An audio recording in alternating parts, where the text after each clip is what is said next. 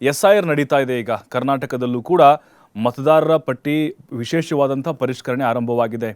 ಕೆಲವು ಕಡೆಗಳಲ್ಲಿ ನಾವು ಆರಂಭದಿಂದ ಗಮನಿಸಿದ್ವಿ, ರಾಜಕೀಯ ಪಕ್ಷಗಳು ಕೆಲವೊಂದಿಷ್ಟು ವಿಡಿಯೋ ಹೇಳಿಕೆನ ದಾಖಲೆಗಳನ್ನು ಬಿಡುಗಡೆ ಮಾಡಿದ್ರು. ಅಲ್ಲಿ ಗುಂಪು ಹಾಕ್ಕೊಂಡು ಗುಡ್ಡೆ ಹಾಕ್ಕೊಂಡು SIR ಮಾಡ್ತಾ ಇದ್ದಾರೆ, ಮನೆ ಮನೆಗೆ ಹೋಗ್ತಾ ಇಲ್ಲ, ಇದರಲ್ಲಿ ಅಕ್ರಮ ಆಗ್ತಿದೆ ಅಂಥೇಳಿ BJP JDSನವರು ಆರೋಪವನ್ನು ಮಾಡ್ತಿದ್ರು ಕಾಂಗ್ರೆಸ್ ಸರ್ಕಾರದ ಮೇಲೆ. ಬಟ್ ಅಲ್ಲಿ ಕೇಂದ್ರ ಸರ್ಕಾರದ ಅಡಿಯಲ್ಲಿ ಬರುವಂತಹ ಒಂದು ಕ್ರಮ ಇದು. ಬಟ್ ಅವ್ರ ಮೇಲೆ ಇವರು ಆರೋಪ ಮಾಡ್ತಾಯಿದ್ರು, ಇವ್ರು ಸರಿ ಮಾಡಬೇಕು ಅಂತ. ಈಗ ನೋಡಿ, ಒಂದು ಗೊಂದಲಕ್ಕೆ ಕಾರಣ ಆಗ್ತಿದೆ. ನಾವು ಬೇರೆ ಬೇರೆ ರಾಜ್ಯಗಳಲ್ಲಿ ನೋಡಿದ್ದೇವೆ, 80 ಲಕ್ಷ ವೋಟ್ ಡಿಲೀಟ್ ಆದುವಂತೆ, ಪಶ್ಚಿಮ ಬಂಗಾಳದಲ್ಲಿ, ಬಿಹಾರದಲ್ಲಿ 60 ಲಕ್ಷ ಅಂತೆ, ತಮಿಳುನಾಡಲ್ಲಿ, ಬೇರೆ ಬೇರೆ ಸ್ಟೇಟ್ಗಳಲ್ಲಿ 1 ಕೋಟಿ ವೋಟರ್ಸ್ ಡಿಲೀಟ್ ಆಗಿದ್ದಾರಂತೆ. ಅದೆಲ್ಲ ಒಂದು ಕಡೆ BJPಗೆ ಅನುಕೂಲ ಆಯ್ತಂತೆ. ಸಹಜವಾಗಿ ಆರೋಪಗಳನ್ನ ನೋಡ್ತಾ ಇದ್ವಿ. ಈಗ ಕರ್ನಾಟಕದಲ್ಲಿ ಏನಾಗಿದೆ ಅಂದರೆ, ಸುಮಾರು 80 ಲಕ್ಷ ವೋಟ್ಗಳು ಹೊರಗುಳಿಯುವಂಥ ಸಾಧ್ಯತೆಗಳಿದೆ ಅಂತೆ. ನೋಡಿ, ಅದರ ಅಂಕಿಅಂಶಗಳನ್ನು ಕೂಡ ನಿಮ್ಮ ಮುಂದೆ ಹೇಳ್ತಾ ಹೋಗ್ತೀನಿ. 80 ಲಕ್ಷ ಮತದಾರರ ವಿವರ ಎಲ್ಲಿದೆ? ಎಲ್ಲಿ ಹೋದ್ರಾಗಾರ ಅವರು? ಸತ್ರ, ಬೇರೆ ಕಡೆ ಶಿಫ್ಟ್ ಆದ್ರ, ಅಥವಾ ಡೂಪ್ಲಿಕೇಟಾ, ಅಥವಾ ಬೇರೆ ಕಡೆ ಇದ್ದಾರ ಅವರು? ಹೆಂಗೆ? ಅವ್ರಿಗೆ ಗುರ್ತೇ ಇಲ್ಲ ರೀ. 80 ಲಕ್ಷದ ಲೆಕ್ಕ ಕೊಡ್ರಿ ಯಾರು ಹಾಗಾದರೆ? ನೋಡಿ, ಅನ್ಬು ಕುಮಾರ್ ಅವರು ಕೂಡ ಇದ್ರ ಬಗ್ಗೆ ಮೊನ್ನೆ ಸುಳಿವು ಕೊಟ್ಟಿದ್ರು. ಅದಕ್ಕೆ ಒಂದು ಹೆಸರನ್ನು ಕೂಡ ಇಟ್ಟಿದ್ದಾರೆ ಅವರು, ASDDO ಅಂಥೇಳಿ. ASDDO. ASDDO ಅಂತಂದರೆ, A ಅಂದರೆ ಅಬ್ಸೆಂಟು, S ಅಂದರೆ ಶಿಫ್ಟೆಡ್ಡು, D ಅಂದರೆ ಡೂಪ್ಲಿಕೇಟು, ಇನ್ನೊಂದು D ಅಂದರೆ ಡೆಡ್ಡು, O ಅಂದರೆ ಅದರ್ಸ್. ನೋಡಿ, 5 ವಿಭಾಗಗಳನ್ನು ಮಾಡಿದ್ದಾರೆ. ಅಂದರೆ ಶಿಫ್ಟ್ ಆದಂಥವ್ರದ್ದು ಒಂದು ಲೆಕ್ಕ, ಅಂದರೆ ಬೇರೆ ಕಡೆಗೆ ಹೋಗಿ ಅವರು ವಾಸ ಮಾಡ್ತಿರ್ತಾರೆ, ಬಟ್ ಅಲ್ಲಿ ಅವ್ರದ್ದು ವೋಟರ್ ID ಅಲ್ಲಿ ಹೆಸರು ಇರೋದಿಲ್ಲ, ಬಟ್ ಅಲ್ಲಿ ಅದನ್ನು ಡಿಲೀಟ್ ಮಾಡಲಾಗಿದೆ ಅಂತ ಕೆಲವೊಂದಿಷ್ಟು ಸಮರ್ಥನೆಗಳು ಬರ್ತಾ ಇದೆ. ಈಗ ಆಯಿತು, ಶಿಫ್ಟೆಡ್ ಆಯಿತು, ಈಗ ಡೆತ್ ಆಗಿರ್ತಾರೆ, ಅವ್ರದ್ದು ಹಾಗೆ ಲಿಸ್ಟ್ನಲ್ಲಿರುತ್ತೆ, ಅವ್ರದ್ದು ಕೂಡ ಅಳಿಸಿ ಹಾಕಲಾಗಿದೆ ಅಂಥೇಳಿ ಕೆಲವೊಂದಿಷ್ಟು ವಿಚಾರಗಳು ಗೊತ್ತಾಗ್ತಿದೆ. ಇನ್ನೊಂದು ಡೂಪ್ಲಿಕೇಟು, ಅಂದರೆ ಫೇಕ್ ಐಡಿಯನ್ನು ಕ್ರಿಯೇಟ್ ಮಾಡ್ಕೊಂಡಿರ್ತಾರೆ ಅವ್ರದ್ದು. ಅದರ ಜೊತೆಗೆ ಅದರ್ಸ್ ಇನ್ನೇನೇನಿದಾವೋ ಅವ್ರದ್ದು ಕೂಡ ಇದರ ಒಳಗಡೆ ಬರುತ್ತೆ. ಬಟ್ ಅನುಮಾನಕ್ಕೆ ಕಾರಣ ಆಗಿದ್ದು ನೋಡಿ, ಯಶವಂತಪುರ, ರಾಜರಾಜೇಶ್ವರಿ ನಗರ, ರಾಜಾಜಿನಗರ, ಬೇರೆ ಬೇರೆ ಮಹದೇವಪುರ ಕ್ಷೇತ್ರದ ಕೆಲವು ಕಡೆಗಳಲ್ಲಿ ಬದುಕಿದಂಥ ವೋಟರ್ ಸತ್ತಿದ್ದಾರೆ ಅಂಥೇಳಿ ನಮೂದು ಮಾಡಿದಾನಂತೆ. ಎಷ್ಟೋ ಜನ ಅವರೇ ಬಂದು ದೂರು ಕೊಟ್ಟಿದ್ದಾರೆ, ರೀ ನಾನು ಬದುಕಿದ್ದೀನಿ ರೀ, ನನ್ನ ವೋಟಿಂಗ್ ಇದೆ, ವೋಟ್ ಮಾಡಿದ್ದೀನಿ ಲಾಸ್ಟ್ ಇಯರು 23 ಚುನಾವಣೆಯಲ್ಲಿ, ಲೋಕಸಭೆಯಲ್ಲಿ ಹಾಕಿದ್ದೀನಿ, ನನ್ನ ಹೆಂಗೆ ನೀವು ಡೆತ್ ಅಂತ ನೀವು ಕನ್ಸಿಡರ್ ಮಾಡಿದ್ರಿ ಅಂತ ಕೆಲವರು ಪ್ರಶ್ನೆ ಮಾಡ್ತಿದ್ದಾರೆ. ನೋಡಿ, ಹಲವು ಅನುಮಾನಗಳು, ಸಂಶಯಗಳು ವ್ಯಕ್ತವಾಗ್ತಾ ಇದೆ. ಏನು ಬೇಕು ಅಂತ ಮಾಡ್ತಾ ಇದ್ದಾರಾ ಇದನ್ನ, ಹೆಂಗೆ ಅಂತ? ಇದು ಕೇಂದ್ರ ಸರ್ಕಾರದ ಮೇಲೆ ಮತ್ತಷ್ಟು ಅನುಮಾನಗಳಿಗೆ ಕಾರಣವಾಗ್ತಿದೆ. 80 ಲಕ್ಷ ವೋಟ್, ಅದರ ವಿವರ ಎಲ್ಲಿದೆ ಅದನ್ನು ಕೇಳ್ತಿದ್ದಾರೆ ಸಾರ್ವಜನಿಕರು.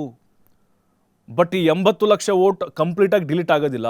ಅನ್ಬು ಕುಮಾರ್ ಅವರು ಹೇಳಿರೋ ಪ್ರಕಾರ ಅವಕಾಶಗಳಿದೆ. ನಿಮ್ಗೆ ಆಕ್ಷೇಪಣೆ ಇದೆಯಾ? ಅಯ್ಯೋ, ನನ್ನ ಹೆಸರು ಡಿಲೀಟ್ ಆಗಿದೆ, ನಾನು ವೋಟ್ ಮಾಡಿದೆ ಲಾಸ್ಟ್ ಟೈಮು, ಅಥವಾ ನಾನು ಡೆತ್ ಆಗಿದೆ ಅಂತ ಬಂದಿದೆ, ನಾನು ಸತ್ತಿದೆ ಅಂತ ತೋರಿಸ್ತಿದ್ದಾರೆ. ಏನೋ ಚಿಂತೆ ಪಡಬೇಕಾಗಿಲ್ಲ. ಫಾರ್ಮ್ ನಂಬರ್ 6 ಇರುತ್ತಲ್ವ, ಅದನ್ನು ತುಂಬಿ BLOಗಳಿಗೆ ಕೊಟ್ಟರೆ ಸಾಕು, ನಿಮಗೆ ಅದನ್ನು ಮರುಪರಿಶೀಲನೆ ಮಾಡಿ ನಿಮಗೆ ವೋಟರ್ ID ಬರೋ ಥರ ಅಧಿಕಾರಿಗಳು ಮಾಡ್ತಾರಂತೆ. ಇದು ಅನ್ಬು ಕುಮಾರ್ ಹೇಳ್ತಿರೋದು. ನಮಗೆ ನೆಕ್ಸ್ಟ್ ಗೊತ್ತಾಗುತ್ತೆ ಈಗ ಆಕ್ಷೇಪಣೆಗಳು ಎಷ್ಟರ ಮಟ್ಟಿಗೆ ಸಲ್ಲಿಕೆ ಆಗುತ್ತೆ ಅಂಥೇಳಿ. ಬಟ್ ಈಗ ವಿದೇಶದಲ್ಲಿ ಹೋಗಿ ಸೆಟ್ಲ್ ಆದರೆ ಬಿಡಿ, ಅದು ಅಥವಾ ಬೇರೆ ಸ್ಟೇಟ್ಗೆ ಹೋದರೆ ಸೆಟ್ಲ್ ಆದರೆ ಬಿಡಿ, ಅಲ್ಲಿ ID ಕಾರ್ಡನ್ನು ಸಹಜವಾಗಿ ಇಟ್ಕೊಂಡಿರ್ತಾರೆ ಕೆಲವೊಬ್ಬರು. ಅಥವಾ ಬೇರೆ ಕಡೆ ಶಿಫ್ಟ್ ಆದರೆ ನೋಡಿ, ಸ್ವಂತ ಮನೆ ಬೆಂಗಳೂರಲ್ಲಿ ಇರುವಂಥವ್ರದ್ದು ಕೂಡ ವೋಟರ್ ಲಿಸ್ಟ್ನಲ್ಲಿ ಅವ್ರ ಹೆಸರು ತೋರಿಸ್ತಿಲ್ಲ ಅಂತ ಹೇಳಿದ್ರೆ, ಖಂಡಿತವಾಗ್ಲೂ ಇದರಿಂದ ಏನಾದರೂ ಮತ್ತೆ ರಾಜಕೀಯ ಒತ್ತಡಗಳಿರ್ಬೋದಾ? ಈ ರೀತಿಯಾಗಿ ರಾಜಕೀಯ ಪಕ್ಷಗಳು ಆರೋಪವನ್ನು ಮಾಡ್ತಿದ್ದಾವೆ. ನೋಡಿ, ಅದರಲ್ಲಿ 68 ಲಕ್ಷ ASDDO ಮತದಾರರಿದ್ದಾರೆ. ಅದರಲ್ಲಿ 9 ಲಕ್ಷ ಪತ್ತೆಯಾಗದವರು, ಅಬ್ಸೆಂಟು ಪತ್ತೆನೇ ಇಲ್ಲ ಇವ್ರದ್ದು. ಆಮೇಲೆ 41 ಲಕ್ಷ ಶಾಶ್ವತವಾಗಿ ಸ್ಥಳಾಂತರ ಆಗಿದ್ದಾರಂತೆ, ಅಂದರೆ ಪರ್ಮನೆಂಟ್ಲಿ ಅವರು ಈ ಊರೇ ಬಿಟ್ಟು ಹೋಗಿದ್ದಾರಂತೆ, ರಾಜ್ಯನೇ ಬಿಟ್ಟು ಹೋಗಿದ್ದಾರಂತೆ. 40 ಲಕ್ಷ ಹೋಗಿದ್ದಾರೆ ಅಂತ ಇಲ್ಲಿ ಅನುಮಾನಗಳಿದ್ದಾವೆ. ಅದರದ್ದು ಕೂಡ ಲೆಕ್ಕ ಬೇಕು. ಮತ್ತು 21,250 ಜನ ಇವರೇನು ಮಾಡಿದ್ದಾರೆ, ಗಣತಿ ನಮೂನೆಗೆ ಸಹಿ ಹಾಕೋಕ್ಕೆ, ಸಿಗ್ನೇಚರ್ ಹಾಕಲಿಕ್ಕೆ ನಿರಾಕರಣೆ ಮಾಡಿದವರಂತೆ. ಇನ್ನು ಸುಮಾರು 5 ಲಕ್ಷ ಜನ ಏನಿದ್ದಾರೆ, ಇವರು ಒಂದಕ್ಕಿಂತ ಹೆಚ್ಚು ಕಡೆ ನೋಂದಣಿಯನ್ನು ಮಾಡಿಸಿದ್ರು, 2 ಕಡೆ ಅವರು ನೋಂದಣಿಯನ್ನು ಮಾಡಿಸಿದಂಥವ್ರು. ಅಂಥವ್ರದ್ದೆಲ್ಲ ಡಿಲೀಟ್ ಆಗಲಿ ಬಿಡಿ, ಅದರೇನು ಪ್ರಾಬ್ಲಮ್ ಇಲ್ಲ.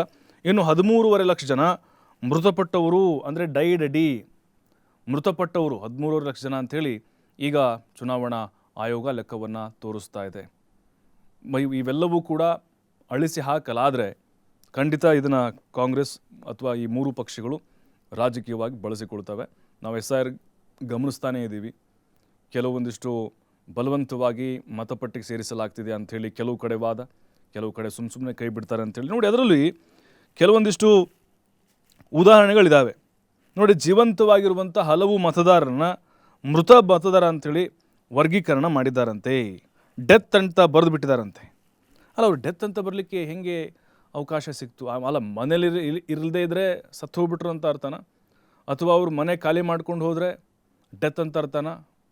ಸ್ವಂತ ಮನೆ ಇದ್ದಂಥವರು ಕೂಡ ಡೆತ್ ಅಂತ ಬರೆದಿದ್ದಾರೆ. ಅದರ ಜೊತೆಗೆ ನೋಡಿ, ಇನ್ನೊಬ್ರು ಹೇಳಿದ್ದಾರೆ, ನಾವು ಕೂಡ ಇಲ್ಲೇ ಇದ್ದೇವೆ, ಬೆಂಗಳೂರಿನಲ್ಲೇ ವಾಸ ಮಾಡ್ತಿದ್ದೇವೆ, ಸ್ವಂತ ಮನೆ ಇದೆ, ಆದರೂ ನಮ್ಮ ಹೆಸರು ಅದರಲ್ಲಿ ಇಲ್ಲ. ಆ ಕರಡು ಮತದಾರ ಪಟ್ಟಿಯಿಂದ ಈ ಏನು ಲಿಸ್ಟ್ ಮಾಡಿದ್ದಾರೆ, ಒಂದು 80 ಲಕ್ಷ ಹೊರಗಿಡಬೇಕು ಅಂಥೇಳಿ, ಮುಂದಿನ ದಿನಗಳಲ್ಲಿ ಇದು 80 ಲಕ್ಷನೂ ಕೂಡ ಡಿಲೀಟ್ ಆಗುತ್ತಾ ವೋಟರ್ ಲಿಸ್ಟಿಂದ, ಅಥವಾ ಅದನ್ನು ಸೇರ್ಪಡೆ ಮಾಡಿಕೊಡ್ತಾರೆ. ಬಟ್ ಚುನಾವಣಾ ಆಯೋಗ ಅನ್ಬು ಕುಮಾರ್ ಹೇಳಿರೋ ಪ್ರಕಾರ ಅವಕಾಶಗಳಿದೆ ಅಂತೆ. ಟೆನ್ಷನ್ ಬೇಡ, ಆಕ್ಷೇಪಣೆಗಳಿದ್ದರೆ ನೀವು ಸಲ್ಲಿಸ್ಬೋದು, ಹಾಗಿದ್ರೆ ಮತ್ತೆ ನೀವು ಕಂಪ್ಲೇಂಟ್ ಕೊಡಬಹುದು. ಬಟ್ ಸದ್ಯಕ್ಕಂತರೂ ಯಾವುದೇ ತೊಂದರೆ ಇಲ್ಲ ಅಂತ ಅವ್ರು ಹೇಳ್ತಾ ಇದ್ದಾರೆ. ಇನ್ನು ಮುಂದಿನ